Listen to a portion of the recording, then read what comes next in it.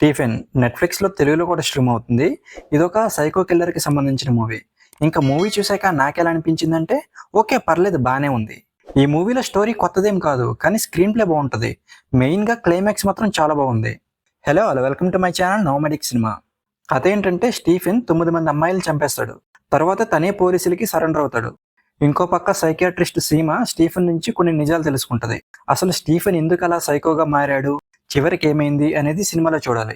Cinema మొత్తం ఒకలా ఉంటే క్లైమాక్స్ ఇంకోలా ఉంటుంది. క్లైమాక్స్ మాత్రం చాలా బాగా అనిపించింది. అలాగే క్లైమాక్స్ లో నెక్స్ట్ పార్ట్ కూడా ఉందని చూపించారు. ఇందులో కథని చాలా డిఫరెంట్ గా చెప్పడానికి ట్రై చేశారు. మనం అనుకుంటాం స్టీఫెన్ కి ఏదో ఒక బ్యాక్ స్టోరీ ఉండడం వల్ల అలా సైకో అయ్యాడని, కానీ మనం అనుకున్నది ఒకటైతే అక్కడ జరిగేది ఇంకోటి. స్టీఫెన్ పేరెంట్స్ ని చూస్తున్నప్పుడు వీళ్ళేంటి చాలా డిఫరెంట్ గా ఉన్నారనిపిస్తుంది, కానీ క్లైమాక్స్ చూస్తే అర్థమవుతుంది అసలు మ్యాటర్ ఏంటని. ఫస్ట్ హాఫ్ కొంచెం బోర్ కొట్టినట్టు అనిపిస్తుంది, కానీ సెకండ్ హాఫ్ ని బాగానే తీసుకెళ్లారు. ఇంకా క్లైమాక్స్ గురించి చెప్పాల్సిన పని లేదు, చాలా బాగుంది. ఇంకా స్టీఫెన్ గా యాక్ట్ చేసిన గోమతి శంకర్ ఇన్ని వేరియేషన్స్ ఉన్న క్యారెక్టర్ ని బాగానే చేశాడు. అలాగే తనకి పేరెంట్స్ గా యాక్ట్ చేసిన విజయశ్రీ అండ్ కుబేరన్ వీళ్ళిద్దరి యాక్టింగ్ కూడా చాలా బాగుంది.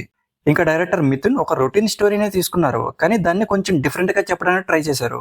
ఇంకా ఓవరాల్ గా ఈ మూవీ గురించి చెప్పాలంటే సైకలాజికల్ అండ్ మర్డర్ మిస్టరీస్ ఇలాంటి మూవీస్ నచ్చే వాళ్ళకి నచ్చే ఛాన్స్ ఉంది. అలాగే ఫ్యామిలీతో కలిసి చూడకపోవడమే మంచిది.